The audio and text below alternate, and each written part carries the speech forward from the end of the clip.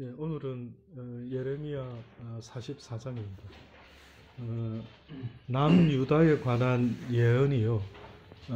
예레미야 44장으로 끝이 납니다. 그 다음에 이제 45장이 또 있지만은 그것은 그 서기관 바룩에 대한 관한 바룩에게 임한 예언의 말씀이고요. 46장부터 마지막 52장까지는 애굽, 모압, 암몬, 바벨론, 열방에 관한 심판의 말씀이 기록되어 있습니다. 그래서 이제 어떻게 보면은 유다에게 마지막으로, 여러분 1장부터 지금 44장까지 기억나십니까? 거의 같은 말을 막 누누이 한 것 같아요. 그렇죠? 돌이켜라, 돌이켜라, 우상숭배하지 말아라. 여호와의 진노가 임한다. 결국은 임해서 이제는 너희가 바벨론에 잡혀갈 것이다. 그러나 순종하라. 언젠가 내가 회복시킬 것이라. 누누이 이제 마지막으로 그렇게까지 예언을 했는데, 지난 시간에 기억나십니까? 애굽으로 내려가면 안 된다라고 예레미야와 또 바로까지 붙잡아 가지고 가가지고 그런 어떤 하지 말라는 짓을 기어코 하지 않았습니까? 그래서 이제 하나님이 예언을 하시죠. 너희가 피난처로 삼은 이 애굽이 결국은 망하게 될 것이라. 그래서 돌멩이를 주워가지고 그 성어기 밑에다 진흙으로 이렇게 감춰둔 그곳에 하나님께서 바벨론 왕의 장막을 치게 될 것이라고까지 어떻게 보면 보여지는 예언을 했던 게 지난 시간에 있었더랬죠. 또 오늘 44장에 이제 예레미야가 마지막으로 이스라엘 백성들에게 다시 예언을 합니다. 2절에 보면 만군의 여호와 이스라엘의 하나님이 이같이 말씀하노라. 너희가 예루살렘과 유다 모든 성읍에 내린 나의 모든 재앙을 보았느니라. 보라, 오늘날 그것이 황무지가 되었고 거하는 사람이 없게 되지 않았느냐. 이는 그들이 너희들이 자기나 너희나 너희 열조에 알지 못하던 다른 신들에게 나아가 분양하여 섬겨서 나의 노를 격동한 악행을 인함이라. 하나님이 우리의 피난처가 되고 도와주시는 분이 되어야 되는데, 오히려 반대로 지금 이스라엘 백성은 하나님의 진노로 인해서 하나님의 징벌을 받고 있다 보니 그 누구도 이스라엘 백성을 도울 자가 없는 겁니다. 가장 어리석은 건 하나님을 적으로 두는 자가 있다면 이건 가장 어리석기 짝이 없는 인생이 돼. 그분이 우리를 도울 자가 되셔야 되는데, 이스라엘 백성은 누누이 나의 진노를 사지 않도록 우상숭배를 하지 말라 했는데 결국은 우상숭배를 이야기해요. 제가 아마 이 예레미야서를 쭉 우리 수요일마다 하면서요, 우상숭배가 뭔지를 여러 각도에서 저는 개인적으로 제가 깨닫는 만큼 이야기를 한 것 같아요. 눈에 보이는 우상도 있죠. 그러나 눈에 보이지 않는 우상도 있다고 했습니다. 특히 오늘 또 등장하는 우상이 뭐냐면은 그들이 가나안의 그 여신 중에 하나를 섬겼어요. 여기 표현해 보니까요,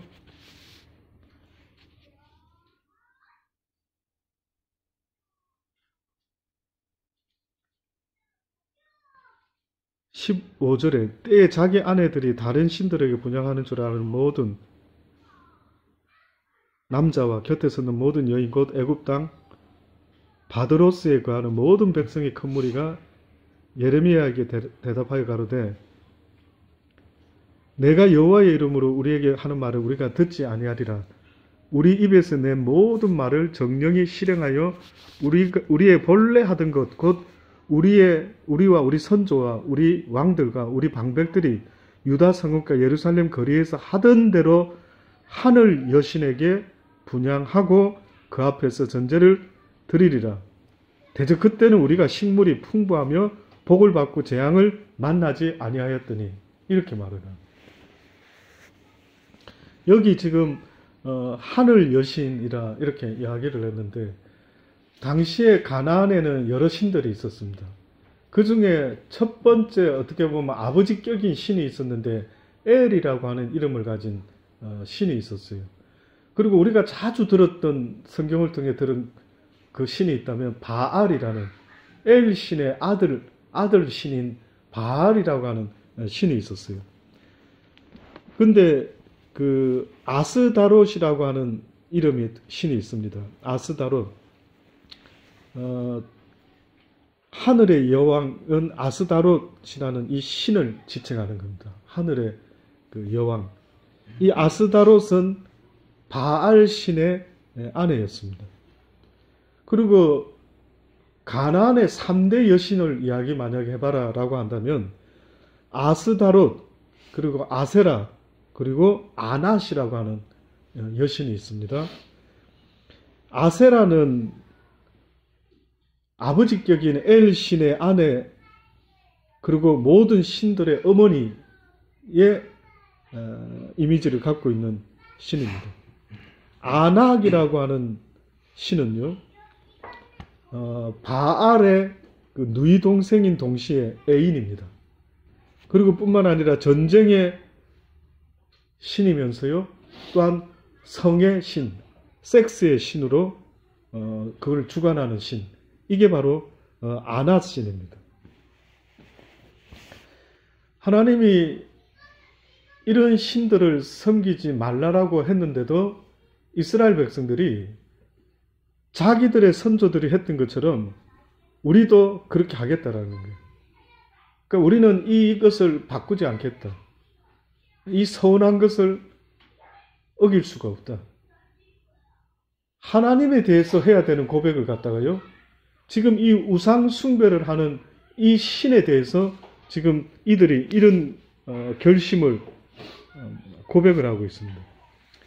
근데 이들이 지금 어떤 컴플레인을 하고 있느냐면, 예레미야야, 네가 지금 우리한테 언젠가부터 하나님 이야기했었고 하는 이런 언젠가부터 우리가 삶이 풀어지지가 않는데, 네, 그냥 뭐 어렵고 잡혀가고 힘든 일만 생긴대. 근데 그들의 눈에는 오히려 어떤 신을 섬기는 자들이 풍부해 보였느냐 하면은 바로 이 하늘의 여신을 섬기는 사람들이요, 더 풍성해 보인대요. 여러분, 혹시 살면서 예수 믿는 사람 중에도 잘 사는 사람이 있지만 보편적으로 예수 믿지 않는 사람들이 어떻게 보면 더 잘 살아가는 것 같아 보이지 않습니까? 악착같이 독하게 막 온갖 방법을 다해서 막 부자로 살고 건강하게 살고 아프지도 않고, 가만히 보면은요, 오히려 예수 믿는 사람들은 저런 사람들은 참 괜찮은 신앙인이다 하는데도 불구하고 아프기도 하고 가난하기도 하고 뭐가 잘 안 풀어지는 것 같아요. 근데 잠언서에 보면 뭐라고 말하냐면, 악한 자들이 취하여 부자가 되는 그런 삶의 모습을 부러워하지 말아라. 인생의 마지막 끝을 봐야 된대. 그들이 이 땅에서는 악착같이 돈을 벌어가지고 막 건강을 챙겨가면서 살아서 아주 잘 사는 것 같이 보일지라도 그들의 끝은 멸망이다라고 하나님이 그렇게 장담하는 거예요. 그러니까 우리가 이 땅에 육을 갖고 사는 중에 저 사람들은 어떻게 해서 저렇게 잘 먹고 잘 살아?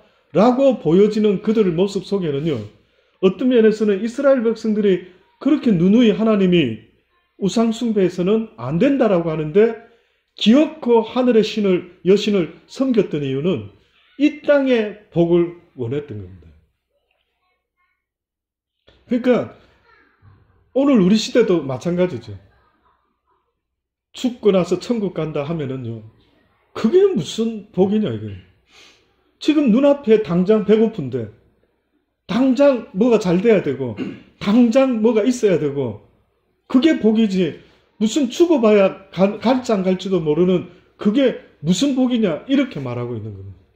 그러니까 이스라엘 백성들도 하나님께서 어떻게 보면 궁극적으로 가나안을 이야기했을 때 가나안 땅에 들어가게 될 것이라 라고 했던 것은 어떻게 보면 천국의 모형 아닐까요?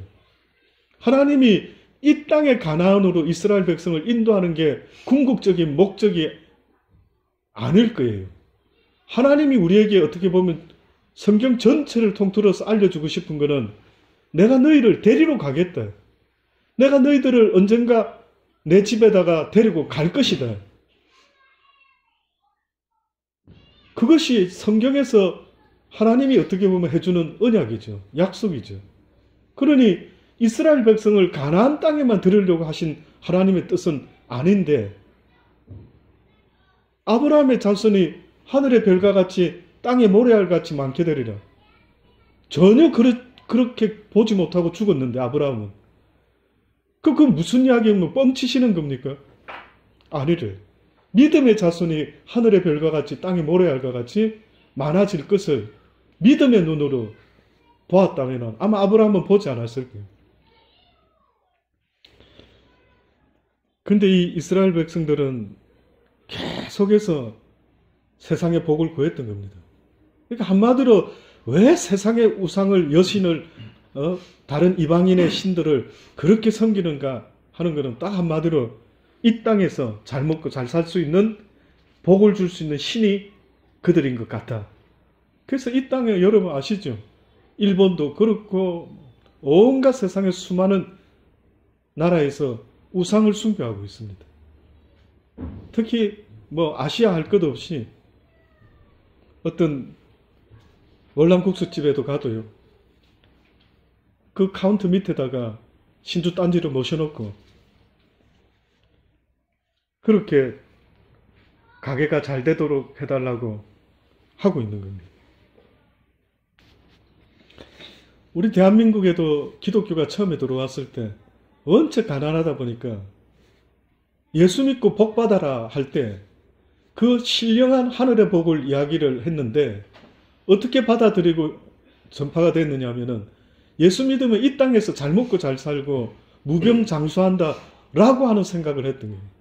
그러니 어떤 면에서 우리 민족뿐만 아니라 이 땅의 인생들이 하나님을 알기 전에는 얼마나 이 땅의 복을 아예 목숨 걸고 구하는 그런 삶을 살아왔다라는 걸 볼 수가 있어요. 자, 그러면 여러분도 지금 한번 스스로에게 한번 물어보세요. 내가 지금 무엇을 구하고 살아가고 있는지. 눈에 보이는 우상은 숭배하지 않는다 할지라도 여러분은 하나님을 믿는다라고 말은 하는데 실상은 어떻는지도 항상 체크를 해봐야 돼요. 목사님, 나는 예수님 믿습니다. 나는 하나님 믿어요. 나 우상 믿지 않습니다. 그래요? 근데 예수를 통해서 이 땅에 복을 만약에 갈망하고 있다면, 그래서 이 땅에서 어렵고 힘든 일이 생길 때마다 하나님께 불평불만하며 내가 뭘 잘못했습니까? 왜 나한테 복 안 줍니까? 왜 나한테 이런 어려움을 주십니까? 라는 마음이 있다면요, 그 사람도 지금 예수 우상을 섬기는 것과 어떻게 보면 별반 차이가 없을 수도 있는 거예요. 겉은 예수인데 예수를 믿되 우상 숭배하듯이 예수를 믿고 앉아 있다라고 말해도 그건 틀린 게 아니에요. 하나님은 우리를요, 하나님의 나라까지 데려가고 싶은 그 간절함이 있는 겁니다. 원래 시작부터가 이 땅에 영원토록 살게 했었더라면 생명나무를 먹게 했겠죠. 그런데 생명나무는 못 먹게 만들어 놓고 우리를 죄 가운데 가둬버리고 마른 거예요. 그래서 어떻게 보면은 하나님께서는 우리에게 이 땅이 영원히 너희가 살 것이 아닌 세상이라는 것을 성경을 통해서 계속 말씀하는데, 오늘 저는 어떤 분과 이야기를 좀 하면서요, 고난에 대한 이야기를 나눠봤어요. 고난. 내가 눈을 들어서 하늘을 쳐다보고 하나님의 나라를 갈망해야만 되는 게 하나님의 목적이라 한다면, 혹시 여러분이 하나님 입장이라면 인생이라는 나와 내 주변에 같이 살아가는 우리의 인생이 어느 때 하나님을 쳐다볼 수 있을까요? 어느 때? 어느 때 하나님을 더 원할까요? 힘들 때죠. 맞습니까? 진짜로. 맞아요. 너무 신기한 거예요. 막 좋은 일이 있어가지고 할 때는요, 물론 땡큐 갓 할 수도 있지만은, 그럴 때는 하나님을 갈망까지는 하지 않는 것 같아요. 근데 내 인생에 어렵고 힘든 일, 인간의 힘으로 어떻게 할 수 없는 일이 벌어질 때, 인간은 그때서야 어떻게 보면 하나님을 찾고 구하는 이런 모습이 있는 거예요. 저도 주변에 그런 사람은 봤어요. 근데 잘 될 때에 하나님을 만났다 찾았다라고 하는 사람은 거의 본 적이 없습니다. 여러분이 신이라고 한다면, 하나님이라 한다면 우리의 눈을 들어서 하늘나라를 보게 만들고 싶은데 도대체 어떤 방법이 저들에게 통할 수 있을까요? 아마 고난 말고는 다른 뾰족한 방법이 없는 거예요. 저는요, 저를 가끔 진짜 이렇게 만나는 사람들은 늘 이제 투석 때문에 물어봅니다. 목사님, 요즘 괜찮으십니까? 어떻게 투석은 잘 하고 계십니까? 안부를 물어봐요. 그래서 제가 그런 이야기를 한 번씩 합니다. 저는 저녁만 되면 한 10시쯤만 되면은 투석 준비를 합니다. 9시간을 아침까지 해야 돼요. 근데 여러분 아셔요? 투석을 하는 그 순간에 느껴지는 어떤 마음, 이거를 안 하면은 어떻게 보면 오래 살 수가 없기 때문에 오늘도 어떻게 보면 하루를 잘 마치고 또 내일을 위해서 투석을 하는 겁니다. 아마 옛날에 태어났으면 저는 하늘나라 갔겠죠. 그러니까 저는 매일 저녁마다 투석을 하면서 뭐를 앞에다 이렇게 둔 것 같은 느낌이 드냐면 죽음을 늘 생각하게 되는 그런 느낌을 받는 거예요. 저는 살면서 이런 느낌을 매일같이 가지리라고는 상상도 못 해봤어요. 물론 성경은 말하죠. 내가 너희를 데리러 오겠다. 곧 너희가 죽음을 통해서 내지는 살아서 내가 너를 내 나라로 인도할 것이라. 우리를 데리러 가겠다라는 것은 어떻게 보면 기본적인 것은 죽으리라 라는 거 아니었습니까? 그러니 죽을 준비 잘하고 있어라. 내 앞에 섰을 때에 부끄럽지 않는, 그래서 그 죽음을 통해서 하나님 앞에 참으로 수고했다, 애썼다, 네가 얼마나 내 말에 순종하려고 애를 쓰고 살아왔는지 내가 보았노라. 그리고 눈물을 닦아주시고 안아주시고, 만약에 그날이 있을 거를 기대한다면 우리가 거쳐야 되는 게 있다면 그 죽음이지 않습니까?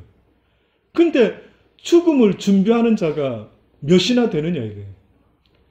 여러분, 성경 전체를 읽어보면은요, 그 메시지가 누구한테 하는 메시지냐 하면은 곧 이 땅을 떠날 인간에게 하는 메시지. 아셨습니까? 한번 보세요. 부자에게도 모든 재산을 가난한 자들에게 다 나눠주고 나를 쫓으라고. 오른밤 맞으면 왼밤도 돌려대래. 누가 겉옷 달라면 속옷도 주어라. 오리를 가자면 심리까지 가져오라. 그 누가 그렇게 할 수 있습니까? 어떻게 보면 사형 선고를 받고 이제 내가 인생 얼마 못 남았구나. 내가 이제 한 달만 이 땅에 있다가 떠나는구나. 그 사람이 그 설교를 들었으면 찡하니 와닿는 거예요. 맞아, 마무리를 잘 해야지. 성경의 이야기를 보세요. 내게 예배드리기 전에 친구와 다툰 것이 있으면 사과하라. 화해하라. 다 풀어라. 다 용서해줘라. 곧 세상을 떠날 사람에게 마지막 마무리해라는 그런 메시지가 어떻게 보면 성경 전체의 메시지예요. 근데 사람들이 그 메시지가 와닿지 않는다 하는 것은요, 자기가 지금 곧 떠날 사람이 아닌 것처럼 생각하고 있기 때문에 그 말씀이 와닿지가 않는 거예요. 아마 진짜 한 달밖에 인생 못 산다 하면은요, 그 성경의 말씀 하나하나가 주옥 같을 거예요.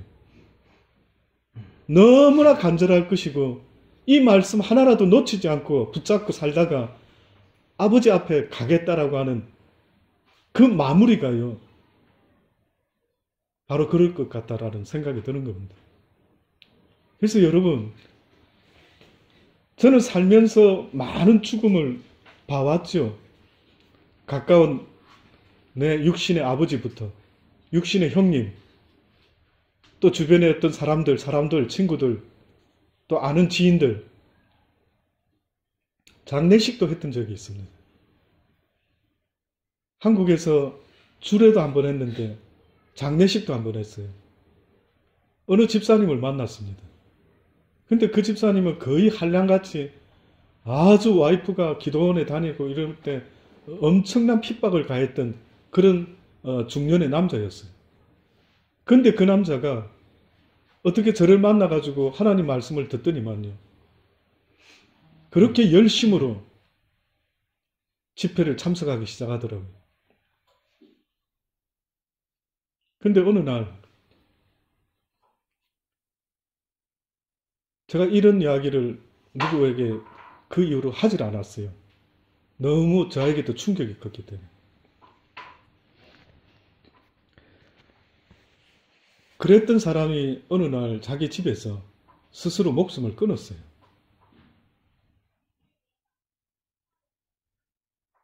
그 끊기 바로 전날에 저한테 전화가 왔어요. 목사님 보고 싶다고.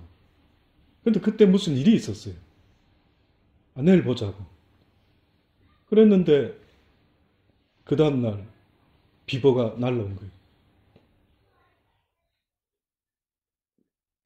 제가 왜 그렇게 하나님 말씀을 어느 순간에 한 번도 빠지지 않고 열심으로 들었는데 왜 그런 일이 벌어졌을까요? 한 가지 제가 깨달은 게 있었어요. 그 사람이요. 하나님을 배우기 시작하면서 굉장히 제가 봤을 때 인간적으로 착해졌어요.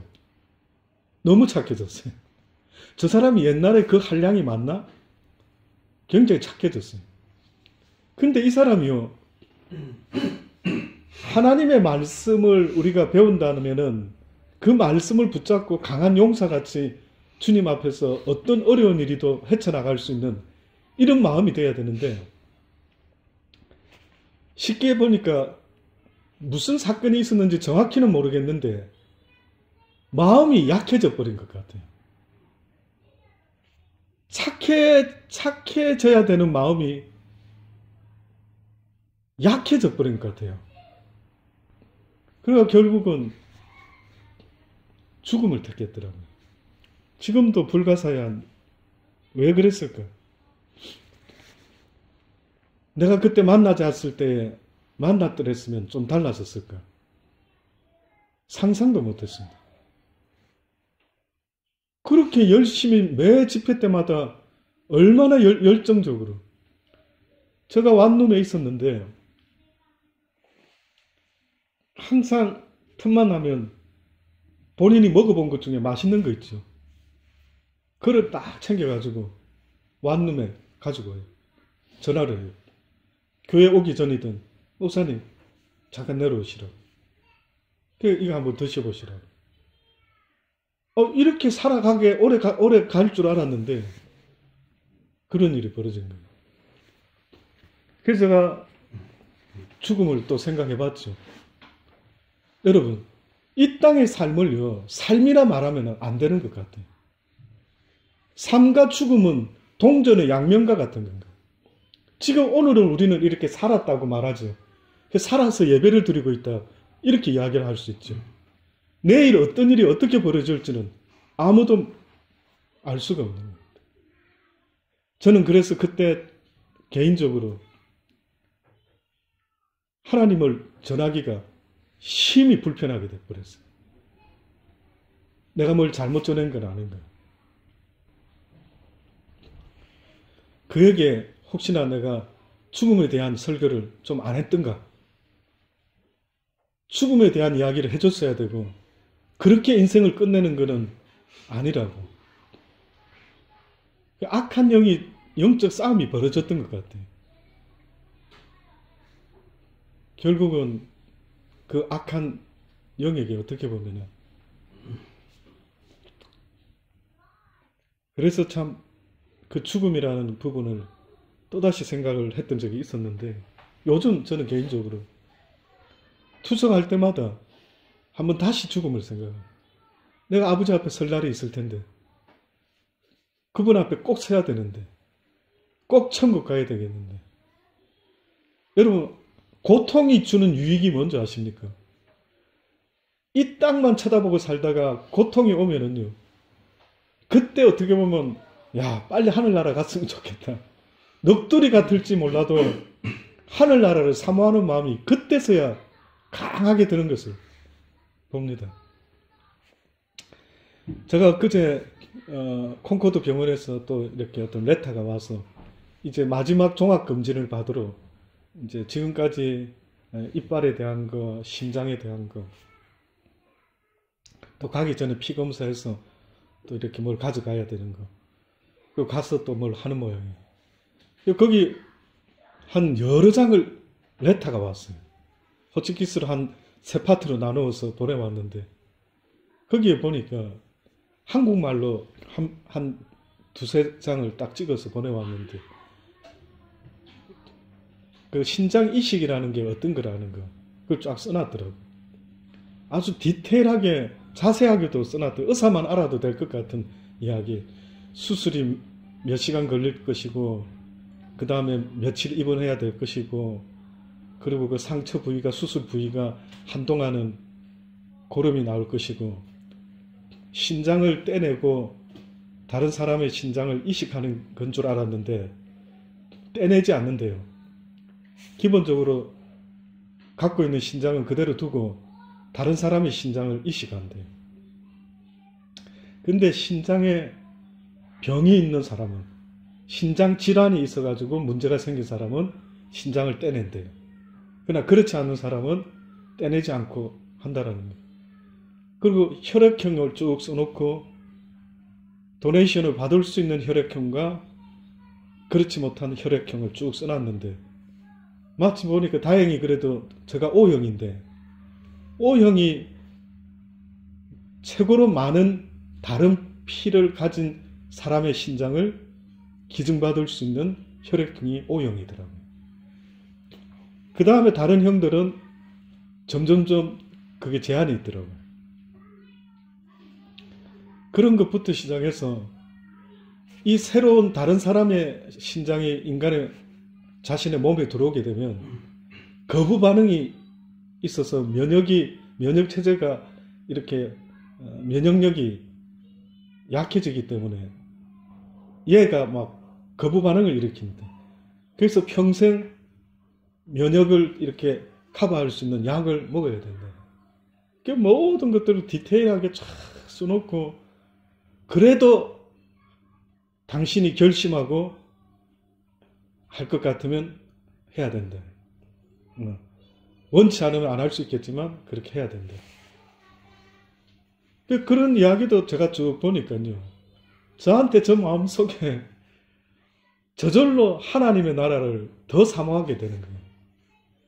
그런데요, 하나님, 이 땅에서의 삶은 살아있다고 말할 수 있지만 언젠가 죽음을 기다리는 듯한, 그래서 죽음을 기다리지 말고 오히려 죽음을 이길 수 있는 삶을 살면 좋겠다는, 하나님, 내 남은 날들이 얼마나 될지 모르지만은 더욱더 하나님의 뜻을 깨닫게 해주시고 하나님이 기뻐하는 그 삶을 살다가, 또 만약에 종으로 부르셨다면 그 주의 뜻을 사람들에게 전해주는 그 길을 달려갈 길 다 달려갈 수 있는 그런 은혜가 있기를 바랍니다. 사도 바울이 그러지 않습니까? 내가 이제 당장 죽고 싶고 하늘나라 빨리 가고 싶은데 내가 육신 가운데 거하는 것은 나를 구원하신 그 주님을 위하여 내가 사는 것이라. 그게 맞는 것 같아요. 그게. 그렇구나. 이 땅에서 뭐를 되겠다라고 하는 마음보다 그 영원한 나라에 가기 위해서 이 땅에서 최선을 다하는 삶을 살아가는 것. 이것이 바로 하나님이 우리에게 맡겨주신 삶의 미션이다라는 것을 한시도 잊지 말아야 됩니다. 잠시도 생각을 놨다가는요, 오늘 이 이스라엘 백성들과 같이 또다시 이 땅의 것을 구하는 신을 자기도 모르게 섬기고 있게 된다. 근데 지금 뭐라고 말합니까? 이 우상 숭배는 나를 진노케 만든다. 내가 너희를 도와주고 싶어도 도무지 도울 수 없는 그런 상태를 만들어내는 것. 이게 바로 우상 숭배다라고 이렇게 지금 무섭게 말씀을 하는 거예요. 그러니 저와 여러분이 이 세상을 살아갈 때에 재물을 쌓아뒀다라고 할 때에 하나님은 분명히 말씀했습니다. 그 재물이 증거가 될 것이라. 네가 말세에 재물을 쌓았구나. 이런 말씀을 들을 때에 여러분 생각할 때 이게 무슨 뜻으로 성경에 이런 말씀이 있을 것 같습니까? 우리 크리스찬들의 삶은요, 재물을 쌓는 삶이 아니라 나에게 재물이 있다면 오히려 이것을 가지고 어떻게 하나님의 영광과 하나님의 사랑을 이 땅에 나타내다가 내일이라도 주님이 나를 부르시면은 아들아 딸아 네가 내 뜻을 순종하려고 주어진 시간 속에 주어진 물질을 가지고 애쓰면서 살아왔다라고.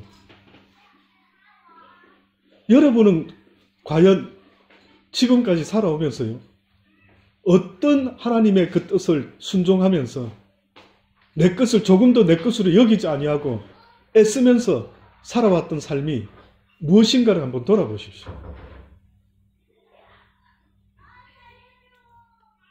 저도 목사지만 재물이 많은 사람은 아니지만은요, 기꺼이 자비랑으로 하나님 앞에서 지금까지 살아왔을 때 굶기시지를 않더라고요. 꼭 필요로 할 때 채우시고 더하시는 게 하나님의 섭리라는 것을 보았습니다.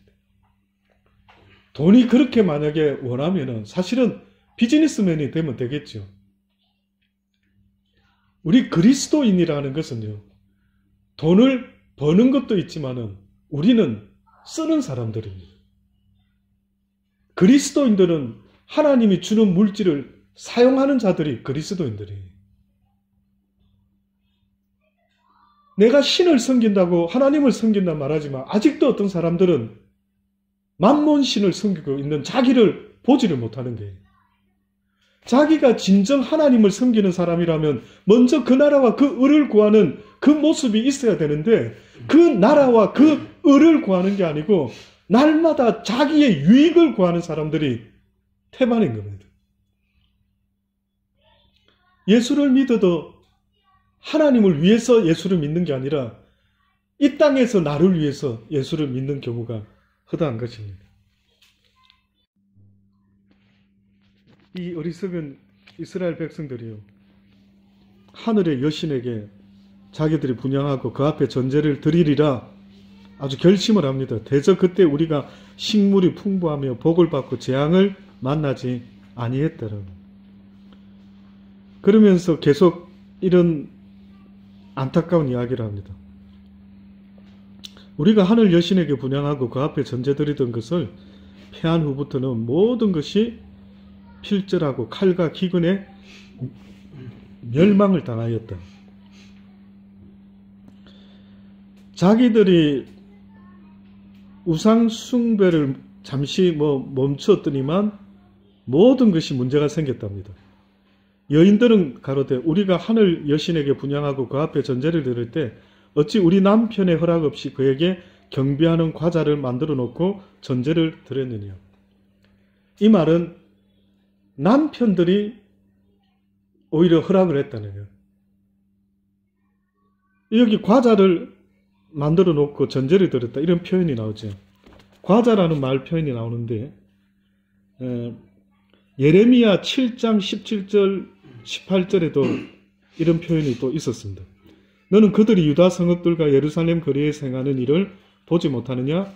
자식들은 나무를 줍고 아비들은 불을 피우며 부녀들은 가루를 반죽하여 하늘의 여왕을 위하여 과자를 만들며 그들이 또 다른 신들에게 전제를 부음으로 나의 노를 일으키느니. 아마 그 하늘 여왕이 과자를 좋아하는 모양입니다. 그래서 아마 샘배 과자를 구워가지고 아주 상징적인 것던 것 같아요. 뜻밖이죠. 우리는 보통 우상 숭배하면 사람을 바친다, 처녀를 바친다, 짐승을 바친다 이런 이야기는 들어봤는데 과자를 만들어서 그 정성껏 아마 했던 모양이에요. 또 이 과자 이야기가 또 나오는 겁니다. 여호와께서 22절에 보니까요.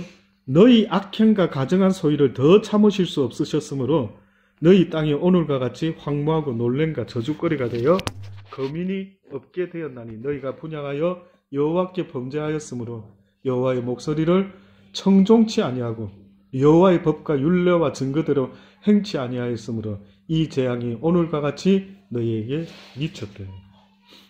여호와의 목소리에 순종해라라고 계속해서 지금 말씀하고 있습니다. 여호와의 목소리라고 하는 것은 결단코 이 세상의 어떤 것을 말했던 게 아니고 하늘의 복을 계속해서 말씀하고 있었던 겁니다. 이거를 얻을 수 있도록 여호와의 말씀에 순종하고 오직 여호와를 마음과 목숨과 힘과 뜻을 다하여 사랑해야 된다라고 말씀하셨는데도 불구하고 그들이 그것을 거역함으로 결국은 이 모든 멸망이 이루어졌다.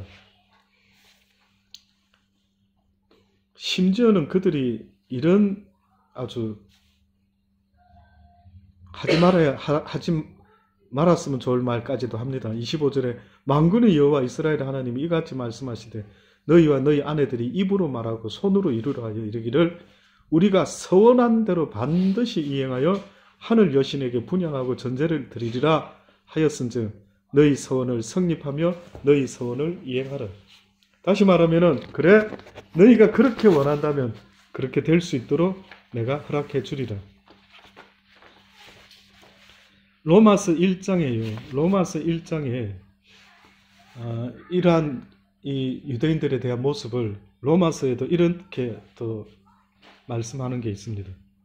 로마서 1장 24절로부터 보면 그러므로 하나님께서 저희를 마음의 정욕대로 더러움에 내어 버려두사 저희 몸을 서로 욕되게 하셨으니 이는 너희가 하나님의 진리를 거짓 것으로 바꾸어 피조물을 조물주보다 더 경배하고 섬김이라. 주는 곧 영원히 찬송할 이시로다. 아멘. 이를 인하여 하나님께서 저희를 부끄러운 욕심에 내어 버려 두셨으니 곧 저희 여인들로 순리대로 쓸 것을 바꾸어 영리로 쓰며 이와 같이 남자들도 순리대로 여인 쓰기를 버리고 서로 향하여 음욕이 부릴 듯하며 남자가 남자로 더불어 부끄러운 일을 행하여 저희의 거릇됨에 상당한 보응을 그 자신에 받았느니 또한 너희가 마음에 하나님 두기를 싫어하며 하나님께서 저희를 그 상실한 마음대로 내어 버려두사 합당치 못한 일을 하게 하셨으니 여기에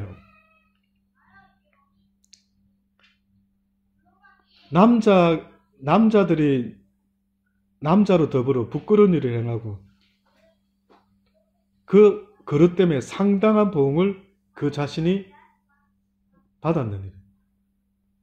우리 에이즈 이야기를 할 때에 옛날에 이 설교를 목사님들이 했어요. 근데 언젠가부터 이런 설교를 못 하더라고요. 많은 사람들이 그 동성연애를 볼 때에 하나의 질환으로 봅니다. 하나의 그 죄인의 모습으로 말을 해요. 그러니까 이럽니다. 예수님은 죄인의 친구였지 않느냐. 예수님은 죄인들을 구원하러 이 땅에 오시지 않았느냐. 그런데 동성연애자들 왜 정죄하느냐. 하나님은 그들도 구원하기를 원하시지 않겠느냐. 만약에 그게 죄란다면. 그런데 왜 유독 동성연애만 가지고 기독교인들이 난리를 치느냐. 이렇게 이야기를 하는 자들도 있어요.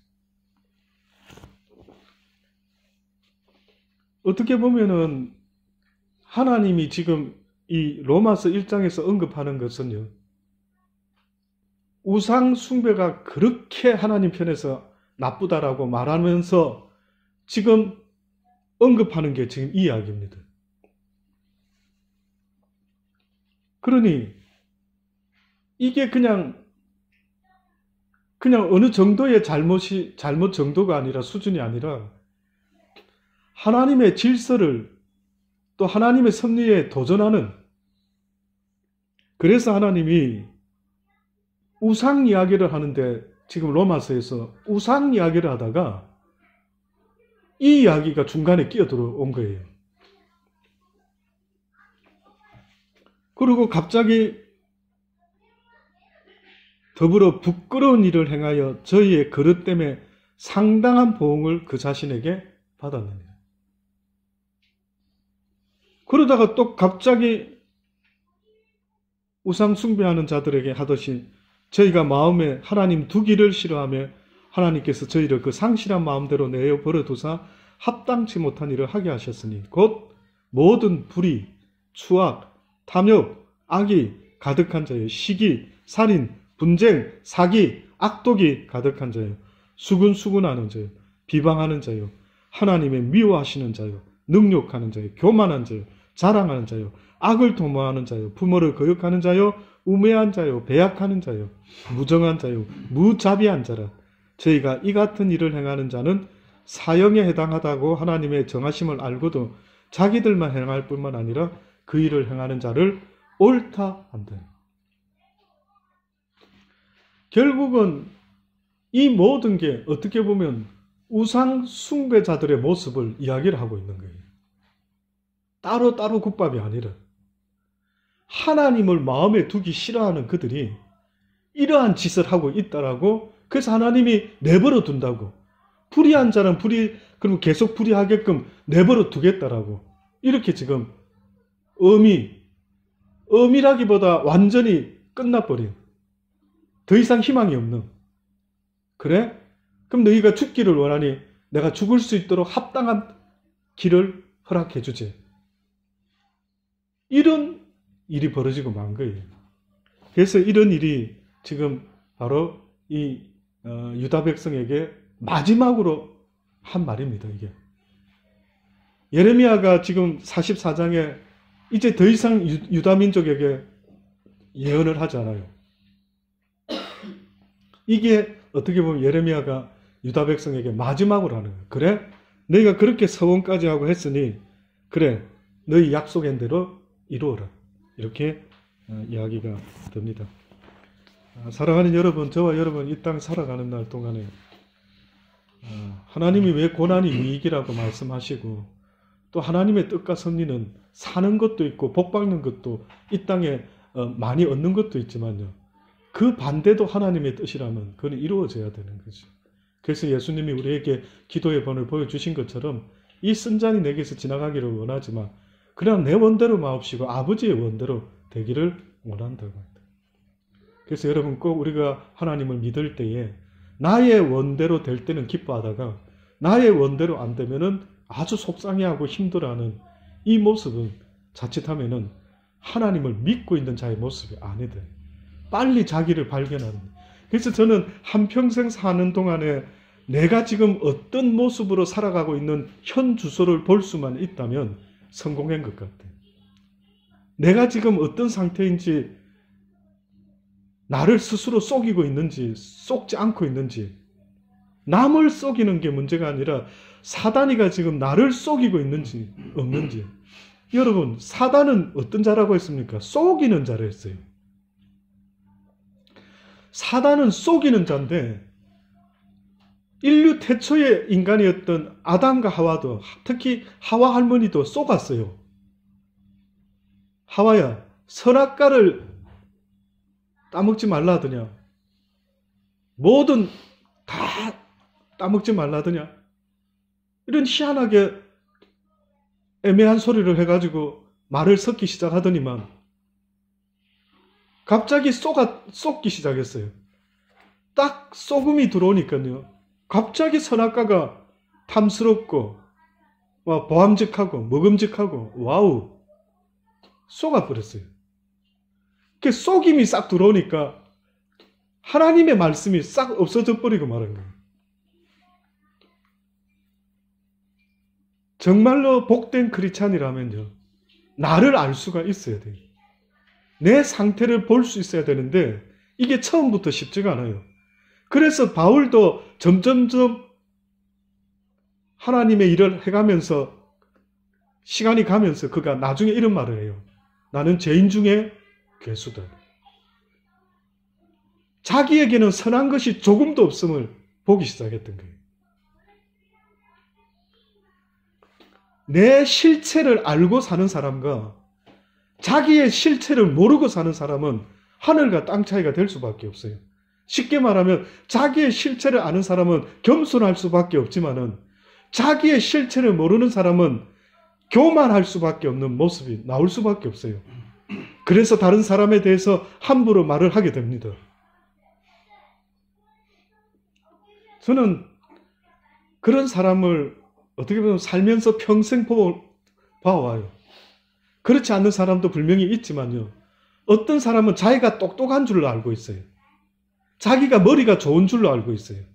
그래서 이렇게 계속해서 판단하고 정죄하고 저 인간은 저럴 것이야, 저 목사는 저럴 것이야, 저 전도사는 저럴 것이고 뭐 저 집사가 이럴 것이고 계속 판단해요.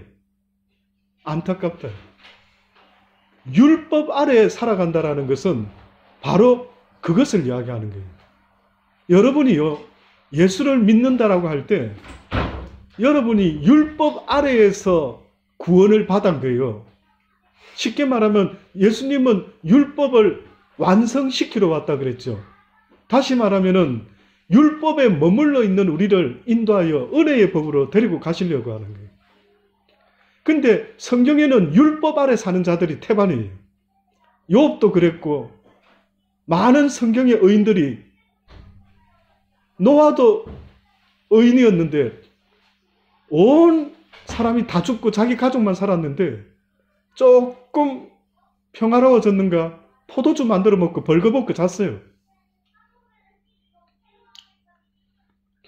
그 사람의 어려운 모습은 전적인 하나님의 은혜였다. 저도 옛날에는 못 모르고 사람을 판단하고 함부로 말했는데 얼마나 하나님 앞에 죄스러운지. 네가 그렇게 판단했으니 나도 너를 그렇게 판단해 주리라. 너도 언젠가 걸리기만 해라. 그러면 내가 너도 돌 맞아 죽게 해줄 것이라. 어리석기 짝이었다. 언젠가 나도 저 못된 놈들, 저 못된 놈들, 나도 언젠가 어떤 피치 못할 사정으로 그 자리에 앉게 되는 거예요. 그러니 우리의 믿음이 율법 아래 있어서는 안 된다래. 은혜의 법으로 넘어왔기 때문에 제가 이번 주에 이걸 자꾸 생각을 주셔서 이번 주 설교할 때 설교를 이걸 해야 될까 싶을 정도로 지금 생각 중에 있어요. 신약 성경에 은혜의 법으로 넘어왔을 때 어떤 모습으로 바뀌어버리냐면 스데반 집사가 돌을 맞아 죽는데 이렇게 말해요. 저들이 하는 일을 저들이 알지 못하고 하는 것이니 하나님 용서해 주시옵소서. 이게 은혜의 법 아래 있는 사람의 모습이에요. 율법 아래 있는 사람은요, 바리새인과 서기관과 같이 계속해서 판단하고 정죄를 하는 거예요. 계속해서 사람을 판단하고 정죄하고 있는 거예요. 여러분의 믿음을 좀 돌아보셔요. 여러분이 진짜 믿음이 있는 사람인지 돌아보세요. 저는 오늘 이 시간에 이렇게 좀 무거운 듯한 부담스러운 말을 하는 것은요, 제가 그런 마음이 자꾸 들어서 그런지 모르지만 오늘이라도 주님이 우리를 부르시면 지금까지 살아온 내 믿음으로 그분 앞에 서야 될 텐데 보니까 믿음이라고 말할 게 별로 없다라는 것을 알려주고 싶어서 그런 거예요. 죄송한데 부담스러운 이야기가 될 수 있지만 여러분이 믿음이 있다라고 말하는 것은 교회 다닌 것, 목사 된 것, 전도사 된 것, 뭐 집사 된 것, 이거 말고 믿음이 있다라는 근거가 뭔가 물어보니까 세상 사람들 좋아하는 거 나도 다 좋아하고 세상 사람들이 불편해하면 나도 불편해하고 전혀 특별한 뭐가 없는 게 죽고 싶지 않고 오래 살고 싶고 고난이 복이다고 누누이 말하고 고난 중에 여호와의 율례를 배웠다 이런 이야기가 있어도 이게 무슨 말인지를 전혀 모르는 거예요. 판단하지 마라. 도무지 판단하지 마라. 오직 하나님께서 판단할 것이요 너희는 형제가 잘못하면 용서해주고 위에서 기도해주고 그가 하는 것을 알지 못하고 그랬으니 하나님 저들의 죄를 저들에게 돌리지 마시고 용서하여 주옵소서. 언제 그렇게 했느냐는 거예요. 언제 오리 가자면 심리 가졌냐. 언제 거둬달라면 속어 주고 한쪽 밥 맞으면 기꺼이 돌려댄 적이 언제 있었느냐? 복수하려고, 원수 갚으려고, 두고 보자. 잘 되는가 두고 보자. 이런 마음들이에요. 이 모습으로는 갈 수 없다. 그래서 하나님은 오늘도 어떻게 보면 이 부족한 자의 입을 통해서도 저와 여러분이 그분의 나라에 갈 수 있도록 하나님은 지금도 간절함으로 말씀하기를 원하시는 것 같아요. 사랑하는 여러분, 제가 여러분에게 드릴 수 있는 건 이거밖에 없습니다. 제가 여러분에게 최고의 선물, 언젠가 제가 이 땅을 떠났어도 만약 혹시나 저보다 더 오래 사시는 분이 살아서 저를 기억한다면, 아, 그 목사, 네, 그냥 그런 이야기 했지. 맞습니다. 잊지 마셔야 될 겁니다. 그래서 여러분, 아무리 세상 삶이 바쁘고 힘들어도요, 주님이 돕는 자들이 돼야 됩니다. 주님이 내 삶을 도와주시면 힘들지 않대. 힘들지 않대. 수고하고 무거운 짐진 자들아, 다 내게로 와라. 내가 내일은 편히 쉬게 할 것이라. 왜 그 무거운 짐을 네가 지고 있느냐? 내 멍에를 지어야지. 하나님을 위한 멍에를 매야지. 세상에 죄의 멍에를 메고 앉아 있으면 너무나 무겁고 힘드니 내 멍에는 아주 쉽고 가볍단다. 그래서 내 마음을 가지고 이 멍에를 질 수 있으면 좋은데 내 마음은 온유하고 겸손한 자의 마음이니 너희가 그 마음으로 나의 멍에를, 아버지의 멍에를 메라. 기도하십시오.